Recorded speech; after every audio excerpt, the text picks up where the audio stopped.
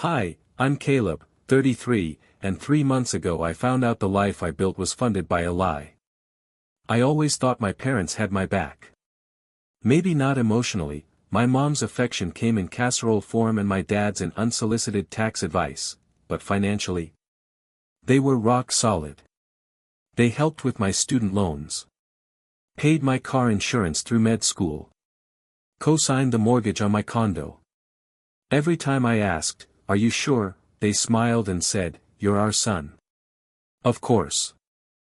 So when I got a notification from my bank that my account was frozen due to suspicious activity, and then, 15 minutes later, a notice from the IRS about a discrepancy in a joint filing I'd never seen, I thought it had to be some kind of mistake. Identity theft, maybe. A hack. The world is weird. People click bad links. Turns out, the bad link was my last name. I called my mom first. She said, "Let me get your father." That should have been a red flag. My dad got on and said, "It's time we had a conversation." I swear, he said it like he was about to confess to wrecking the family boat, not hijacking my financial identity. Long story short, they'd been using my name, and my credit, for nearly a decade. Opened a second line of credit during my residency. Used it to consolidate some of their own debts. When that wasn't enough, they refinanced my condo under a shell LLC. They were technically paying the mortgage, yes, but with money from an equity loan in my name, which they'd maxed out. By the time I understood the full picture, my credit score had plummeted 180 points and I was the proud legal owner of $214,000 in debt I never touched. I asked one question. Why? My mother started crying. My dad said, "We didn't want you to worry. You had so much on your plate." I was standing in the break room of the hospital at the time, still wearing gloves from a procedure, and I remember thinking, they didn't steal from me because they didn't love me.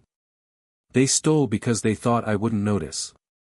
Because they counted on me to forgive them. And maybe they were right. But I wasn't ready to decide that yet. I took a leave of absence from work the next day. I told my supervisor I had a family crisis. She nodded like that phrase meant more than it said.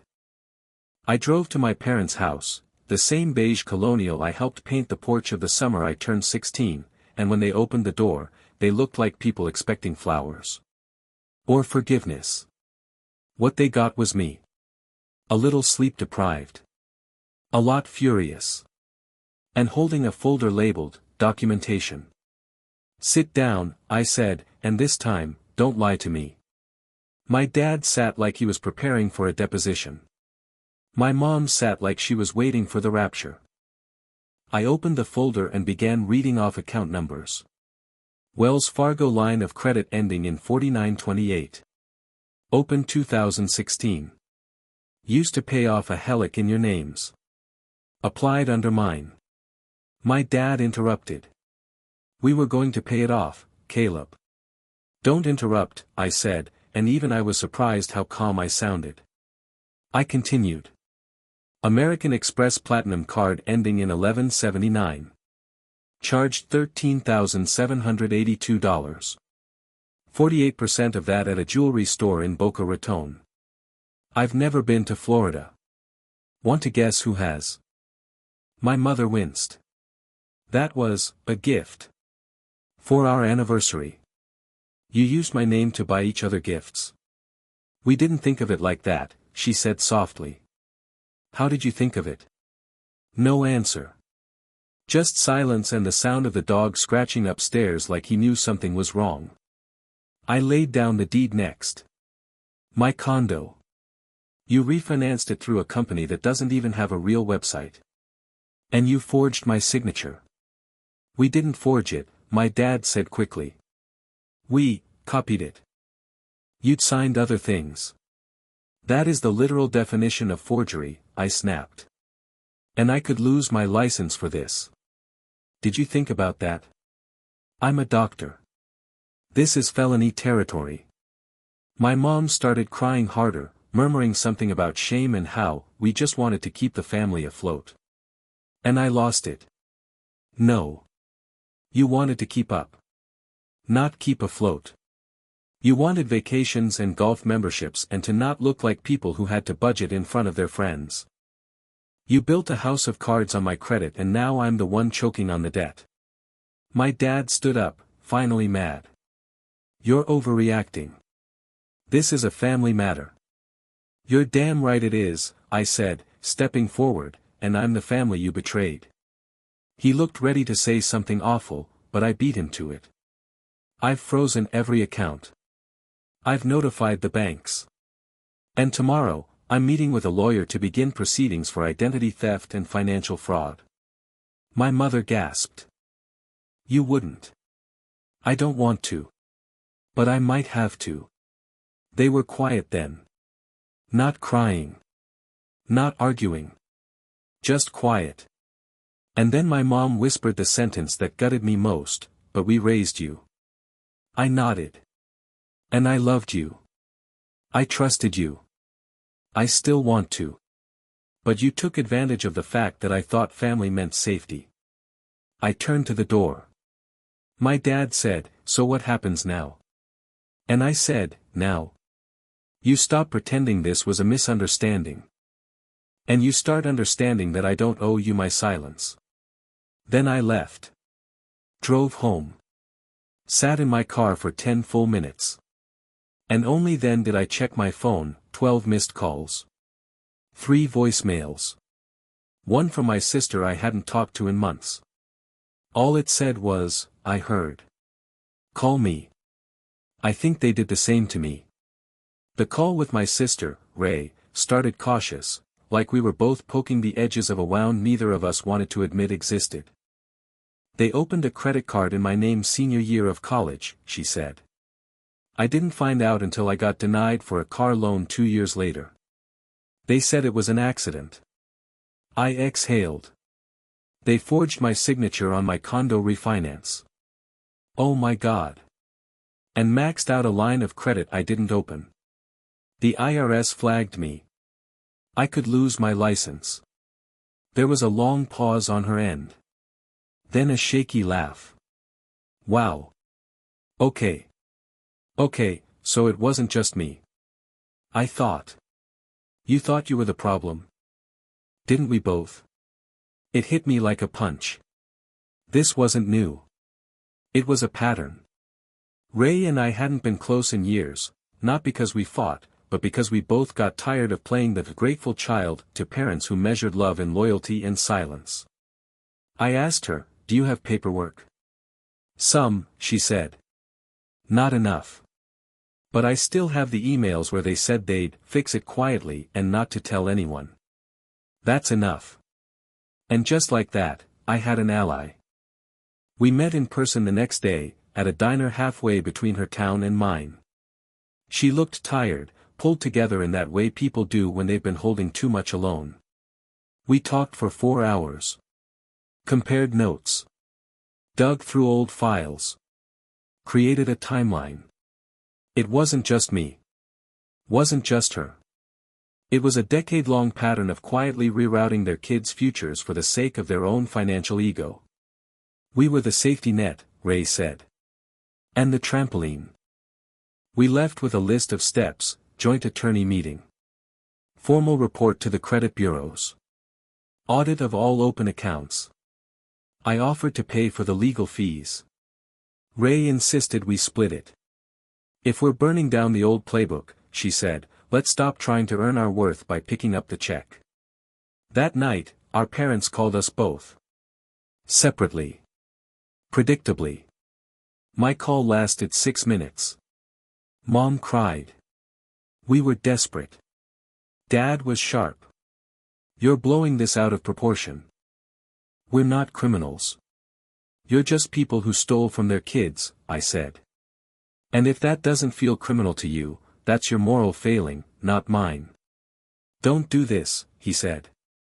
Think about the family. About appearances. And I replied, I am. I'm thinking about how we stop pretending this is normal. He hung up. 10 minutes later, Ray sent a screenshot. Our mother had messaged her, don't let your brother poison you. He's making this worse than it needs to be. Ray replied with a single word, enough.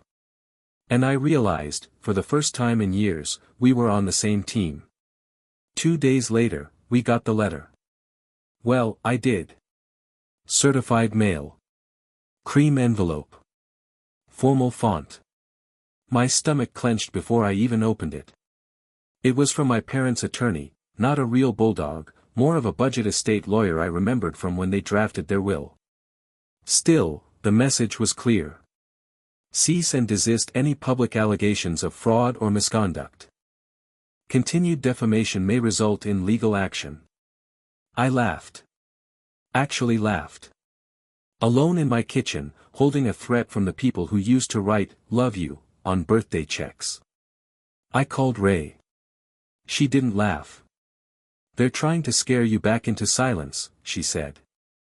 Classic dad. Bully with a thesaurus. Do we respond?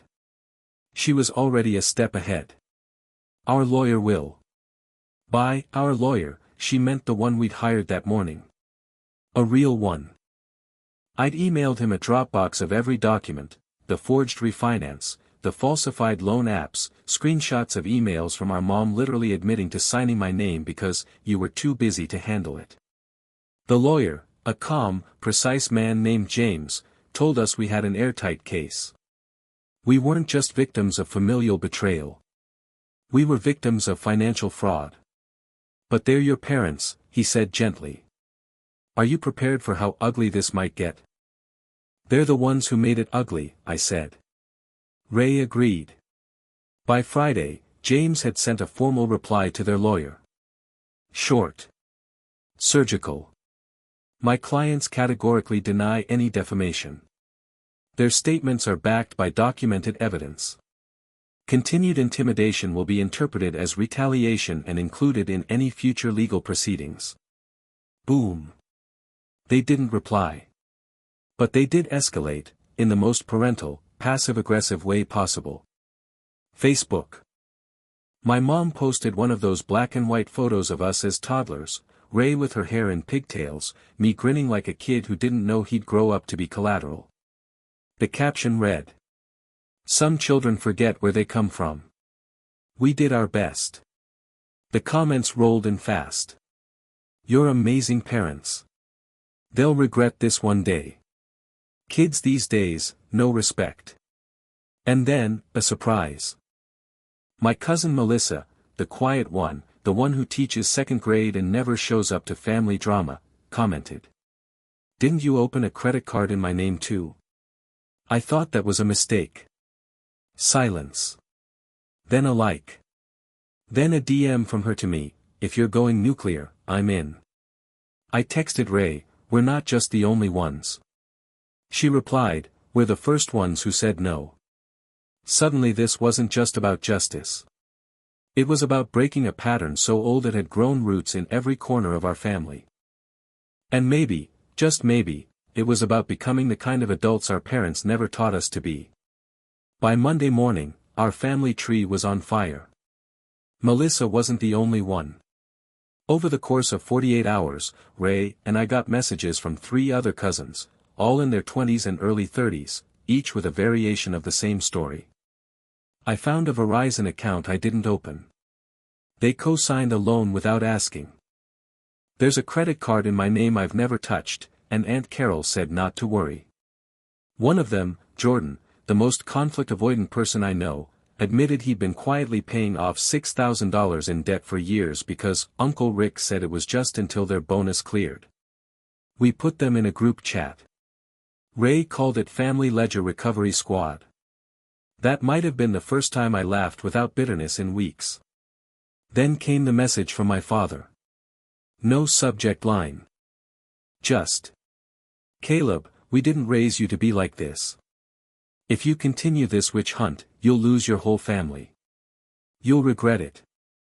Ray saw it too, because he copied her. She sent back a single line. You didn't raise us. You used us. We didn't hear from them after that. Not directly. But the silence had shape. And that shape was shame. Our lawyer reached out midweek with an update. The credit bureaus were cooperating. Fraud alerts were set. The banks had frozen the questionable accounts. There'd be a formal investigation. And our parents were likely facing charges, not because we pressed them, but because the paper trail did. Ray and I met for coffee the next morning, the kind of exhausted caffeine therapy that tasted more like ash than espresso. "I keep wondering," she said, "if they ever thought about what this would do to us." Like actually, really thought. I shook my head. They didn't think we'd ever fight back. They thought loyalty was a given. She looked down at her mug. It was. For too long. That weekend, I got a letter. Not certified. Not legal. Handwritten. From my mother. It began with, "I don't expect forgiveness." And for the first time, I believed her. She wrote about fear. About how they got in too deep. How refinancing their house once turned into twice, then a dozen decisions held together by duct tape and denial. How they convinced themselves that I'd understand. That I had the money, so it wouldn't hurt me. That Ray was resilient. That credit was just credit. The final line read, "I know we broke something. I'm not asking you to fix it. Just to remember that we still love you, even if we forgot how to show it." I set the letter down. I didn't cry. But my hands shook for a long time. Then I scanned it. Sent it to Ray. Her reply, "Still not accountability. But it's a start." We both knew what was coming next. The investigation was moving forward. And for the first time, we were ready. The court date came 6 weeks later. Not a trial, not yet, just the formal beginning, restitution hearings, fraud claims, the slow crawl of accountability through legal concrete. Ray and I sat side by side in the hallway outside the courtroom. Neither of us spoke much. Her foot tapped. I bounced my leg like I was keeping rhythm for some invisible metronome of consequence. Our parents arrived late. Dad wore the same suit he wore to my med school graduation. I remember because he complained about the tailoring. Mom looked smaller than I'd ever seen her. No makeup. Hands clutched around her purse like it was the last thing she owned that hadn't betrayed her. They didn't sit near us. They didn't look at us. Inside the courtroom, the judge was brisk. Professional. He looked at our paperwork, the police reports, the bank statements. He asked our parents 2 questions. "Do you admit to opening accounts under your children's names without their consent? Do you understand the legal ramifications of identity theft and financial fraud?" My father hesitated for the first time in his life. "Yes," he said. The courtroom was silent. The judge ordered a forensic audit. Froze several of their assets. Mandated a payment plan and warned of felony charges if full cooperation wasn't met. He was firm but fair. I respected him more in those 10 minutes than I had respected my father in 10 years. When it ended, Ray and I walked out without looking back. They didn't follow. The fallout didn't explode. It leaked. Our family group chat died quietly. A few aunts posted vague Facebook memes about how sad it is when children forget their roots. Cousins picked sides without saying so, some stopped talking to us altogether. Some reached out with quiet support. Melissa sent me a cookie bouquet. Jordan asked if we could file a group report. Ray and I kept going. We hired a financial advisor. Repaired our credit. Got alerts for every potential inquiry. I closed the condo account and reopened it in my own name. Ray finally bought her first car without a cosigner and said the freedom smelled like new upholstery and spite. One night, I sat on my balcony watching the city lights and reread my mom's letter. I still hadn't replied. I wasn't sure if I ever would. But I thought about what I would say, if I did. You didn't just borrow money. You borrowed belief. You spent our trust like it had no interest rate. And we paid for it in silence, in stress, in fear of finding out what else might be broken. But I'm not here to fix you. I'm here to rebuild myself. A week later, Ray called and said, I think I'm done hating them. Yeah? I asked. Yeah. Hate was useful. Until it wasn't. We both went quiet for a while. The good kind. We met up that weekend. Sat in the sun. Shared a sandwich. Talked about nothing. No drama. No rage. Just two siblings on the other side of a storm, covered in salt and surviving anyway. Here's what I know now. Love without boundaries is just exploitation with a prettier name. And trust without truth is just credit. One day, I might forgive them. But today, I'm busy. Living a life I finally own.